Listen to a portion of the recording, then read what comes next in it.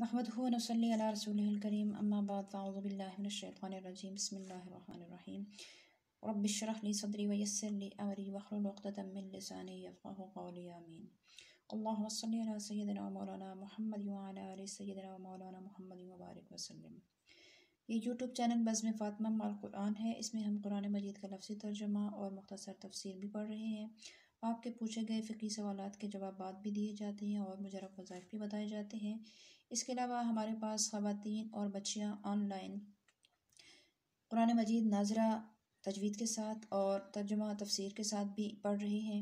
اگر آپ بھی پڑھنا چاہیں تو کمنٹ میں لکھیے، ہم آپ کو اپنا واٹس ایپ نمبر دے دیں گے، یا اس کے علاوہ زوم، اسکائپ اور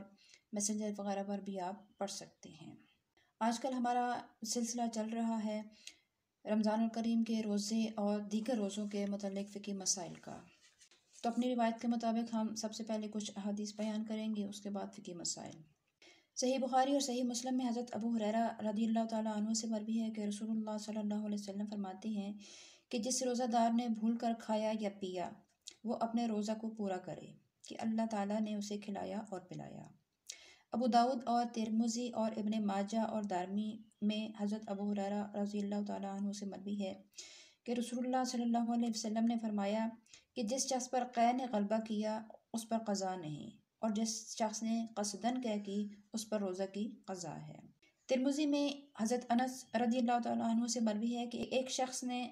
حضور اقدس کی خدمت میں حاضر ہو کر عرض کی کہ یا رسول اللہ، میری آنکھ میں مرض ہے، کیا روزے کی حالت میں سرما لگاؤں؟ تو آپ نے فرمایا ہاں لگا لو۔ ترمذی میں ابو سعید رضی اللہ تعالیٰ عنہ سے مروی ہے کہ رسول اللہ صلی اللہ علیہ وسلم نے فرمایا 3 چیزیں روزے کو نہیں توڑتی: پچھنا لگوانا، یعنی جسے آج کل ہم حجامہ کروانا بھی کہتے ہیں، اور قے اور احتلام۔ یہ تو تھی کچھ حدیث۔ اب فقہی مسائل۔ بھول کر کھایا یا پیا یا جماع کیا تو روزہ فاسد نہیں ہوگا، خواہ وہ روزہ فرض ہو یا نفل ہو، اور روزہ کی نیت سے پہلے یہ چیزیں پائی گئیں یا بعد میں، مگر یاد دلانے پر بھی یاد نہ آیا کہ روزہ دار ہے تو اب روزہ ٹوٹ جائے گا، بشرطے کہ یاد دلانے کے بعد یہ افعال واقع ہوئے ہوں، مگر اس صورت میں کفارہ لازم نہیں ہوگا۔ یوں ہی اگر کوئی شخص دیکھتا ہے کہ کوئی روزہ دار کوئی ایسا فعل کر رہا ہے کہ جس سے روزہ ٹوٹ جاتا ہے تو اس پر اس کو یاد دلانا واجب ہے۔ اگر یاد نہیں دلائے گا تو وہ گنہگار ہوگا، مگر جب کہ روزہ دار بہت کمزور ہو کہ یاد دلائے گا تو وہ کھانا پینا چھوڑ دے گا، اور کمزوری اتنی بڑھ جائے گی کہ روزہ رکھنا دشوار ہو جائے گا، اور اگر کھا پی لے گا تو روزہ بھی اچھی طرح پورا کر لے گا اور دیگر عبادتیں بھی بخوبی ادا کر لے گا، تو اس صورت میں یاد نہ دلانا بہتر ہے۔ بعض مشائخ نے کہا ہے کہ جوان آدمی کو اگر خلاف روزہ کوئی کام کرتے ہوئے دیکھے تو اس کو یاد دلا دے کہ تمہارا روزہ ہے، اور اگر کسی بوڑھے شخص کو دیکھے تو اس کو یاد نہ دلانے میں کوئی حرج نہیں، مگر یہ حکم اکثر کے لحاظ سے ہے کہ جوان اکثر قوی ہوتے اور بوڑھے اکثر کمزور، اور اصل حکم یہ ہے کہ جوانی اور بڑھاپے کو کوئی دخل نہیں بلکہ قوت ضعف کا لحاظ ہے۔ لہٰذا اگر کوئی جوان شخص اس قدر کمزور ہو تو اس کو بھی یاد نہ دلانے میں کوئی حرج نہیں ہے، اور بوڑھا شخص کوئی قوی اور طاقتور ہے تو اس کو یاد دلانا واجب ہوگا۔ مکھی یا دھواں یا غبار حلق میں جانے سے روزہ نہیں ٹوٹتا، خواہ وہ غبار آٹے کا ہو کہ چکی پیستے یا آٹا چھاننے میں اڑتا ہے، یا وہ غبار غلہ کا ہو، یا ہوا سے خاک اڑ رہی ہے، یا جانوروں کے کھور یا ٹاپ سے غبار اڑ کر حلق میں پہنچ جائے، اگرچہ روزہ دار ہونا یاد بھی ہو، اور اگر خود قصدن دھواں پہنچایا تو روزہ فاسد ہو جائے گا، جبکہ روزہ دار ہونا یاد ہو، خواہ وہ کسی بھی چیز کا دھواں ہو اور کسی بھی طرح سے پہنچا ہو، یہاں تک کہ اگر بتی وغیرہ کی خوشبو سلگتی تھی اس سے منہ قریب کر کے دھوئیں کو ناک سے کھینچا تو روزہ ٹوٹ جائے گا۔ یوں ہی حقہ پینے سے بھی روزہ ٹوٹ جاتا ہے۔ اگر روزہ یاد ہو اور حقہ پینے والا اگر پیے گا تو کفارہ لازم آئے گا۔ تیل یا سرما لگایا تو روزہ نہیں ٹوٹے گا، اگرچہ تیل یا سرما کا مزہ حلق میں محسوس ہوتا ہو، بلکہ تھوک میں سرمے کا رنگ بھی دکھائی دیتا ہو، جب بھی روزہ نہیں ٹوٹے گا۔ کسی شخص نے بوسہ لیا مگر انزال نہ ہوا ہو تو روزہ نہیں ٹوٹے گا، اگرچہ بار بار نظر کرنے یا جماع وغیرہ کے خیال کرنے سے انزال ہوا، اگرچہ دیر تک خیال جمانے سے ایسا ہوا ہو، ان سب صورتوں میں روزہ نہیں ٹوٹے گا۔ غسل کیا اور پانی کی خنکی اندر محسوس ہوئی، یا کلی کی اور پانی بالکل پھینک دیا، یا صرف کچھ تری منہ میں باقی رہ گئی تو تھوک کے ساتھ اسے نگل گیا۔ کان میں پانی چلا گیا، یا تنکے سے کان کھجایا اور اس پر کان کا میل لگ گیا، پھر وہی میل لگا ہوا تنکا کان میں دوبارہ ڈالا، اگرچہ چند بار کیا ہو،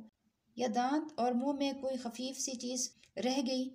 کہ وہ تھوک کے ساتھ خود ہی اتر جائے گی اور وہ اتر گئی، یا دانتوں سے خون نکل کر حلق تک پہنچا مگر حلق سے نیچے نہیں اترا، تو ان سب صورتوں میں روزہ نہیں ٹوٹے گا۔